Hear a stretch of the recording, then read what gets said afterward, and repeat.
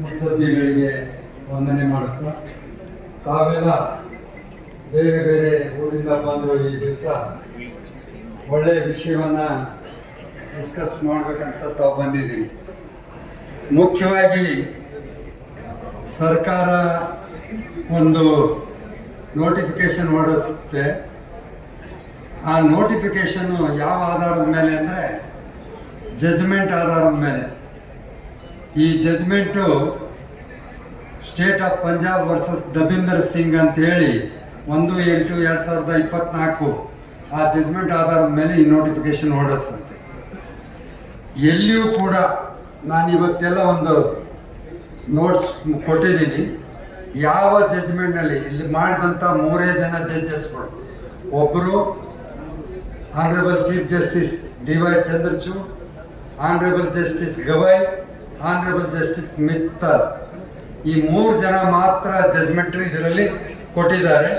ಇಬ್ಬರು ಮತ್ತೆ 3 ಜನ ಒಪ್ಕೊಂಡಿದ್ದಾರೆ, ಒಬ್ಬರು ಅದನ್ನು ಬರೆದಿದ್ದಾರೆ. ಏನಪ್ಪ ಮುಖ್ಯವಾಗಿ, ಯಾಕಂದರೆ ಎಲ್ಲೋ ಒಳ ಮೀಸಲಾತಿ ಇಲ್ಲಿ ಹೇಳಿದ ತಕ್ಷಣ, ನೋಟಿಫಿಕೇಶನ್ ಬಂದ ತಕ್ಷಣ ಸರ್ಕಾರದ ಗಮನಕ್ಕೆ ತರಲಿಕ್ಕೆ ನಾನು ಇಮಿಡಿಯೇಟಾಗಿ ಕ್ಲಾರಿಫಿಕೇಶನ್ ಕೊಟ್ಟಿದ್ದೀನಿ. ಇಂಟರ್ನಲ್ ರಿಸರ್ವೇಷನ್ ಅಥವಾ ಒಳ ಮೀಸಲಾತಿ ಈ ಪದ ಎಲ್ಲೂ ಜಡ್ಜ್ಗಳು ಬಳಸಲಿಲ್ಲ. ಯಾಕೆ ಬಳಸಲಿಲ್ಲ ಅನ್ನೋದು ಒಂದು ಪಾಯಿಂಟ್ ಮುಖ್ಯವಾಗಿ ತಾವು ದಯವಿಟ್ಟು ಇದನ್ನು ಗಮನದಲ್ಲಿ ಹಾಕೊಳ್ಳಿ. ಆರ್ಟಿಕಲ್ 441 2ನೇ ಅನುಚ್ಛೇದ ಏನ್ ಹೇಳುತ್ತಂದ್ರೆ, ಇನ್ಕ್ಲೂಷನ್ ಎಕ್ಸ್ಕ್ಲೂಷನ್ ಜೊತೆಗೆ 1950 ಏನ್ ನೋಟಿಫಿಕೇಶನ್ ಆಗಿದೆ ಅದಕ್ಕೆ ಟಿಂಕರಿಂಗ್ ಮಾಡಬಾರ್ದು. 341 ಆರ್ಟಿಕಲ್ ಪ್ರಕಾರ 2ನೇ ಪ್ರಕಾರ ಒಂದು 2ನೇದು 1950 ನೋಟಿಫಿಕೇಶನ್ ಆದಂತದನ್ನ ಟಿಂಕರಿಂಗ್ ಮಾಡಬಾರ್ದು ಅಂತ ಎಲ್ಲರೂ ಜಡ್ಜ್ಗಳು ಒಪ್ಕೊಂಡಿದ್ದಾರೆ. ಇಲ್ಲಿ ಏನಾಯ್ತು, ನಮ್ಮ ಸರ್ಕಾರದವರು ಏನಂತ ಬರೆದಿದ್ದಾರೆ ನೋಡಿ, ದಯವಿಟ್ಟು ಬೇಜಾರು ತಿಳ್ಕೋಬೇಡಿ. ಎಲ್ಲಾ ಜಡ್ಜಸ್ಗಳು ಬರೆದದ್ದು ಒಂದೇ ವರ್ಡ್, ಏನು ವರ್ಗೀಕರಣ ಮಾಡಿ. 101 ಜಾತಿಗಳಿದ್ದಾವೆ, ವರ್ಗೀಕರಣ ಮಾಡಿ ಅನ್ನೋದು ಒಂದೇ ಪಾಯಿಂಟ್. ಯಾರು ಇದನ್ನು ತಂದಿದ್ದಾರೆ ಅಂದ್ರೆ, ವರ್ಗೀಕರಣ ಈಗಾಗಲೇ ಆಂಧ್ರ ಪ್ರದೇಶದಲ್ಲಿ EV ಚಿನ್ನಯ್ಯ ಜಜ್ಮೆಂಟ್ ನಲ್ಲಿ ಮಾಡಿದಂತದ್ದನ್ನ ಹೊಡೆದಾಕಿದ್ರು. ಆ ವರ್ಗೀಕರಣ ಮಾಡಲೇಬಾರದು ಅಂತ ತಿಳಿಸಿದಾಗ ಅದನ್ನು ಹೊಡೆದಾಕಿ 2ನೇ ಪಾಯಿಂಟಿಗೆ ಬಂದರು. ರಾಜ್ಯ ಸರ್ಕಾರಕ್ಕೆ ವರ್ಗೀಕರಣ ಮಾಡಬಹುದು ಅಂತ 2ನೇ ಪಾಯಿಂಟ್ ತಂದರು. 3ನೇ ಪಾಯಿಂಟ್, ವರ್ಗೀಕರಣ ಮಾಡಬೇಕಾದ್ರೆ ಎಂಪರಿಕಲ್ ಡೇಟಾ, ಅದರ ವರ್ಡ್ ಏನಂದ್ರೆ ಪ್ರಾಯೋಗಿಕ ಸಂಖ್ಯಾ ಅಂತ ಅದ್ರ ಮೀನಿಂಗ್. ಅಂದರೆ ಇಡೀ 101 ಕಮ್ಯುನಿಟಿಗಳ ಜಾತಿಗಳ ಮನೆಗೆ ಹೋಗಿ ಎಷ್ಟು ಜನ ನೌಕರಸ್ಥರಿದ್ದಾರೆ, ಎಷ್ಟು ಜನ ಎಜುಕೇಟೆಡ್ ಇದ್ದಾರೆ, ಎಷ್ಟು ಜನ ರಾಜಕೀಯದಲ್ಲಿದ್ದಾರೆ, ಇದನ್ನು ತಗೋಬೇಕು ಅಂತ ಈ 3 ಪಾಯಿಂಟ್ ಒತ್ತಿ ಹೇಳಿ ವರ್ಗೀಕರಣ ಮಾಡಲಿಕ್ಕೆ ರಾಜ್ಯ ಸರ್ಕಾರಕ್ಕೆ ಅಧಿಕಾರ ಇದೆ, ಅದನ್ನು ಮಾಡಿ ಅಂತ ಇದನ್ನು ಮಾಡಿದ್ದಾರೆ. ದಯವಿಟ್ಟು ಈ ನೋಟಿಫಿಕೇಶನ್ ನಾನು ಓದ್ತೀನಿ, ಒಂದು 2 ಲೈನ್ ಓದ್ತೀನಿ.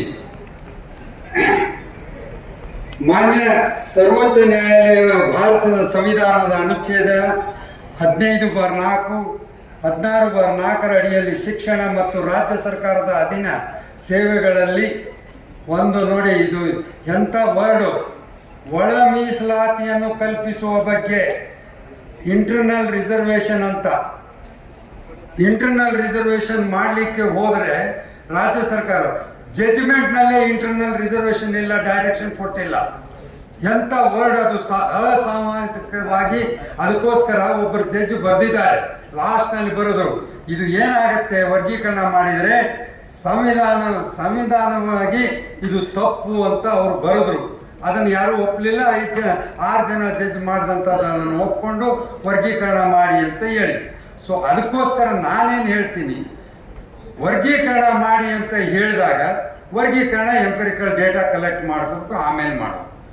ನೆಕ್ಸ್ಟ್ ಇನ್ನೊಬ್ರು ಮಿತ್ತಲ್ ಸಾಹೇಬ್ರು ಏನು ಬರೆದ್ರು, ಇದು ವರ್ಗೀಕರಣ ಮಾಡಿದ ನಂತರ ಇವ್ರನ್ನ ಏನು ಮಾಡಬೇಕು ಅಂದಾಗ, ರಿಸರ್ವೇಷನ್ ಯಾರು ಅನುಭವಿಸಿಲ್ವೋ ಅವ್ರಿಗೆ ರಿಸರ್ವೇಷನ್ ಕೊಡಿ ಅಂದರು. ಅದು ಒಳ ಮೀಸಲಾತಿ ಅಲ್ಲ. ಜನ ಈಗ ನನ್ನ ಮನೆಯಲ್ಲಿ ನಾನು ಓದಿದ್ದೀನಿ, ನನ್ನ ಮಗ ನೌಕರಿ ಇದ್ದಾನೆ, ನಾವಿಬ್ರು ಒಂದು ಜಾಸ್ತಿ ಆದಾಯದಿಂದ ಬರ್ತೀವಿ. ನೆಕ್ಸ್ಟ್ ಇವ್ರಿಗೆ ಕೊಡಬೇಡಿ ಅಂತಲೇ ಹೇಳಿದ್ದಾರೆ. ಸೊ ಹಾಗಾಗಿ ಆ ವರ್ಗೀಕರಣ ಮಾಡಲಿಕ್ಕೆ ಡಾಟಾ ಕಲೆಕ್ಟ್ ಮಾಡಿ ಅಂತ ಹೇಳಿದ್ದಾರೆ ವಿನಃ ಒಳ ಮೀಸಲಾತಿ ಮಾಡಿ 101 ಜಾತಿನಲ್ಲಿ ಅಂತ ಎಲ್ಲೂ ಒಂದು ವರ್ಡ್ ಇಲ್ಲ. ದಯವಿಟ್ಟು ತಾವು ದಯವಿಟ್ಟು ಕೂತ್ಕೊಳ್ಳಿ ಸರ್, ಓದಿ ದಯವಿಟ್ಟು. ನಾನು ಬರವಣಿಗೆ ಕೊಟ್ಟಿದ್ದೀನಿ. ಇಲ್ಲಿ ವರ್ಗೀಕರಣ ಮಾಡಿ ಅಂತ ಹೇಳಿ 3 ಪಾಯಿಂಟ್ ಬಿಟ್ಬಿಟ್ಟು ಇಷ್ಟನ್ನು ಬಿಟ್ಟರೆ ಬೇರೆದು ಯಾವುದು ಜಜ್ಮೆಂಟ್ನಲ್ಲಿ ಇಲ್ಲ. ಸೊ ನನಗೇನು ಈ ಗೊಂದಲ ಯಾಕೆ ಸೃಷ್ಟಿ ಆಗಿದೆ, ನಾನು ಕಂಟಿನ್ಯೂಸ್ ಆಗಿ ಅದನ್ನು ಓದ್ತಾ ಬಂದಾಗ ಈ ನೋಟಿಫಿಕೇಶನ್ ಬಂದ ತಕ್ಷಣ ನಾನು ಸರ್ಕಾರಕ್ಕೆ ಒಂದು ಲೆಟರ್ ಬರೆದೆ. ಸರ್ಕಾರದವ್ರಿಗೆ ಏನಂತ ತಿಳಿಸಿದೆ, ಇಡೀ ಜಜ್ಮೆಂಟ್ನಲ್ಲಿ ಒಳ ಮೀಸಲಾತಿ ಬಗ್ಗೆ ಎಲ್ಲೂ ಇಲ್ಲ, ಒಳ ಮೀಸಲಾತಿ ಅಂತ ತಾವು ಪದ ಉಪಯೋಗಿಸಿದಿರಿ, ಇದು ಕ್ವಶನೇಬಲ್ ಆಗತ್ತೆ, ದಯವಿಟ್ಟು ಆ ವರ್ಡ್ ತೆಗೆದುಬಿಟ್ಟು ವರ್ಗೀಕರಣ ಹಾಕಿ ಅಂತ ನಾನು ಆಗಲೇ ಸರ್ಕಾರಕ್ಕೆ ಒಂದು ಲೆಟರ್ ಬರೆದಿದ್ದೀನಿ. ಎಲ್ಲರಿಗೂ ಕಾಪಿ ಕಳಿಸಿದ್ದೀನಿ. ಯಾರ್ಯಾರು ಅವ್ರಿಗೆ ಕಳಿಸಿದಾರೋ ಅವ್ರು ಅಷ್ಟ್ರಿಗೂ ಕಾಪಿ ಕಳಿಸಿದ್ದೀನಿ ಜೊತೆಗೆ. ಸೊ ಇಷ್ಟೆಲ್ಲ ಆದ ಬಳಿಕ ಇವತ್ತು ಡಿಸ್ಕಷನ್ ಅನಂತ್ ನಾಯಕ್ ಅವರು ಹೇಳಿದರು ಡಿಸ್ಕಷನ್ ಮಾಡಬೇಕು ಇದ್ರ ಬಗ್ಗೆ ಅಂತೇಳಿ. ಸೊ ಹಾಗಾಗಿ ಇಡೀ ಲೆಟರ್ ತುಂಬ ಒಳ ಮೀಸಲಾತಿ ಇದೆ. ಒಳ ಮೀಸಲಾತಿ ಇಂಟರ್ನಲ್ ರಿಸರ್ವೇಷನ್ ನಮ್ಮಲ್ಲಿ ಯಾವ್ದು ಸ್ವಾಮಿ ಇಂಟರ್ನಲ್ ರಿಸರ್ವೇಷನ್? ಈಗ ನಮಗೆ ಒಬ್ಬರಿಗೂ ಇಲ್ಲ, ಅಲ್ಲಿ ಯಾವ ಥರ ಡೈರೆಕ್ಷನು ಇಲ್ಲ. ಏನು ರಿಸರ್ವೇಷನ್ ಇದೆ ಎಲ್ಲರೂ ಅನುಭವಿಸ್ಬೇಕು ಅನ್ನೋದೇ ಇದೆ. ಆದರೆ ಲಾಸ್ಟ್ನಲ್ಲಿ ಒಂದು ವರ್ಡ್ ಹಾಕಿದ್ದಾರೆ ಜಜ್ಮೆಂಟ್ನಲ್ಲಿ. ಕೊನೆಗೆ ಏನು ಅಂದಿದ್ದಾರೆ ಮಿತ್ತಲ್ ಸಾಹೇಬರು, ಈ ರಿಸರ್ವೇಷನನ್ನು ಹಂಚಬೇಕಾದ್ರೆ ಯಾರು ಅನುಭವಿಸಿಲ್ವೋ ಅವ್ರಿಗೆ ಕೊಡಿ ಅಂತ ಬರೆದಿದ್ದಾರೆ. ಹಾಗಾಗಿ ಇದನ್ನು ಕ್ರಿಮಿಲೇಯರ್ ಕೂಡ ಅಪ್ಲಿಕೇಬಲ್ ಮಾಡಬಾರ್ದು ಅಂತ ಹೇಳಿದ್ದಾರೆ. ಇನ್ನೂ ಒಂದು ಪಾಯಿಂಟ್ ಇದೆ ಇಲ್ಲಿ. ಇನ್ನೂ ಒಂದು ಪಾಯಿಂಟ್ ಏನಂದರೆ, ಇಂದಿರಾ ಸಾನೆ ಕೇಸ್ನಲ್ಲಿ 9 ಜನ ಜಡ್ಜ್ ಮಾಡಿದ್ದಾರೆ. 9 ಜನ ಮಾಡಿದಂಥ ಜಡ್ಜು ಕ್ರಿಮಿಲೇಯರ್ನ ಅದರಲ್ಲಿ 84ನೇ ಜಜ್ಮೆಂಟ್ 84ನೇ ಪ್ಯಾರ EV ಚಿಹ್ನೆಯ ಕೇಸ್ನಲ್ಲಿದೆ. ಕ್ರಿಮಿಲೇಯರ್ ಯಾವುದೇ ಕಾರಣಕ್ಕೂ ಅಪ್ಲಿಕೇಬಲ್ ಅಲ್ಲ SC/STಗೆ ಅಂತ ಬರೆದಿದ್ದಾರೆ. ಯಾಕಂದ್ರೆ 9 ಜನ ಬರೆದಂಥ ಜಜ್ಮೆಂಟ್ನ ಅದನ್ನು ಎಕ್ಸ್ಟ್ರಾಕ್ಟ್ ಮಾಡಿ ವರ್ಗೀಕರಣ ಮಾತ್ರ ಮಾಡಲಿಕ್ಕೆ ಸಾಧ್ಯ ಅಂತೇಳಿ ಬರೆದಾಗ ಅದನ್ನು ವರ್ಗೀಕರಣವನ್ನು ಹೊಡೆದಾಕಿದ್ರು 5 ಜನ ಜಡ್ಜ್ಗಳು. ಸೊ ಹಾಗಾಗಿ ಇಲ್ಲಿ ಈ SC/STಗೆ ಯಾವುದೇ ಕಾರಣಕ್ಕೂ ಕ್ರಿಮಿಲೇಯರ್ ಅಪ್ಲಿಕೇಬಲ್ ಅಲ್ಲ. ದಯವಿಟ್ಟು ಅದನ್ನು ವರ್ಡ್ ಇದೆ, ಕೊನೆ ಜಡ್ಜಿಯು ಮಿತ್ತಲ್ ಸಾಹೇಬರು ಬರೆದಿದ್ದಾರೆ, ಕ್ರಿಮಿಲೇಯರ್ ಅಪ್ಲಿಕೇಬಲ್ ಅಲ್ಲ. ಆದರೆ ಅವರಲ್ಲಿ ಇರ್ತಕ್ಕಂಥ ಡಿಪ್ರೆಸ್ಡ್ ಕ್ಲಾಸು ಯಾರು ರಿಸರ್ವೇಷನ್ ಪಡ್ಕೊಂಡಿಲ್ವೋ ಅವರಿಗೆ ರಿಸರ್ವೇಷನ್ ಕೊಡಿ ಅಂತ ಹೇಳಿದಂತ ಎಕ್ಸ್ಟ್ರಾಕ್ಟ್ ಮಾಡಿ ಇವತ್ತು ಹಂಚಿದ್ದೀನಿ. ತಾವು ಅದನ್ನು ನೋಡಿ. 3 ಜನ ಜಡ್ಜ್ ಮಾಡಿದಂಥ ಜಜ್ಮೆಂಟ್ನಲ್ಲಿ ಎಲ್ಲಾದರೂ ಒಂದು ವರ್ಡ್, ಸಿಂಗಲ್ ವರ್ಡ್ ಒಳ ಮೀಸಲಾತಿ ಅನ್ನೋ ಪದ ಉಪಯೋಗ ಮಾಡಿದರೆ ನಾನು ಪ್ರೊಫೆಷನ್ ಬಿಟ್ಟು ಹೋಗ್ತೀನಿ. ಇನ್ನೇನು ಇದಕ್ಕಿಂತ ಏನು ಹೇಳಿ ನಾನು. ಅದಕ್ಕೋಸ್ಕರ ಗುಲ್ಬರ್ಗಾಕ್ಕೆ ನಾನು ಹೋಗಿ ಬಂದೆ. ಗುಲ್ಬರ್ಗಾದಲ್ಲೂ ಕೂಡ ಒಳ ಮೀಸಲಾತಿ ಬಗ್ಗೆ ಎಲ್ಲ ಹೇಳಿ ಬಂದೆ.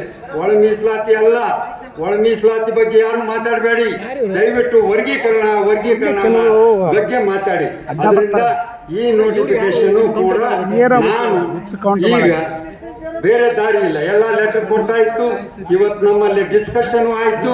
ಈ ಡಿಸ್ಕಷನ್ ಆದರೂ ಕೂಡ ನಾನು ಸುಮ್ಮನೆ ಕೂತ್ಕೊಳ್ಳೋಕ್ಕಾಗಲ್ಲ ನಾನು. ಆ ಕಾರಣದಿಂದ ದಯವಿಟ್ಟು ತಮಗೆಲ್ಲ ಕೈ ಮುಗಿದು ಕೇಳ್ಕೊತೀನಿ, ದಯವಿಟ್ಟು ಒಳ ಮೀಸಲಾತಿ ಅನ್ನೋ ಪದ ಉಪಯೋಗಿಸಲಾರದೆ. ಅದಕ್ಕೋಸ್ಕರ ನಮ್ಮ ಅನಂತ್ ನಾಯಕರು ಬರ್ದಾರೆ ನೋಡಿ ಒಳ ಮೀಸಲಾತಿ. ನಾನು ಅವ್ರಿಗೊಂದು ಮಾತಾಡಿದೆ, ತಾವು ಲಾಯರ್ ಬರ್ದಿಲ್ಲ. ಕರೆಕ್ಟ್. ವರ್ಗೀಕರಣ ವಾಸ್ತವಿಕ ದತ್ತಾಂಶ ಇಲ್ಲದೆ ಅವೈಜ್ಞಾನಿಕ ವರಿಷ್ಠ ವರ್ಗೀಕರಣ ಅಂತ ಹೇಳಿದ್ರು. ವರ್ಗೀಕರಣ ಮಾಡುತ್ತೆ ಮತ್ತೆ. ಅದಕ್ಕೋಸ್ಕರ ಇಂಟರ್ನಲ್ ರಿಸರ್ವೇಷನ್ ಅಲ್ಲ ಇದು. ದಯವಿಟ್ಟು ಇದನ್ನು ತಾವು ಗಮನಕ್ಕೆ ತರಲಿಕ್ಕೆ ನಾನು ಈ ನೋಟಿಫಿಕೇಶನ್ ತಾವು ಮತ್ತೆ ಓದಿ. ಇಂಟರ್ನಲ್ ರಿಸರ್ವೇಷನ್ ಮಾಡ್ತೀನಿ ಅಂದಾಗ ಇದು ಕ್ವಶನೇಬಲ್ ನೋಟಿಫಿಕೇಶನ್, ಕ್ವಶನೇಬಲ್ ಆರ್ಡರು. ಇದನ್ನು ನಾನು ಚಾಲೆಂಜ್ ಮಾಡ್ತೀನಿ. ಇದು ಇಷ್ಟು ಹೇಳಿ ನಾನು ಮಾತು ಮುಗಿಸ್ತೀನಿ.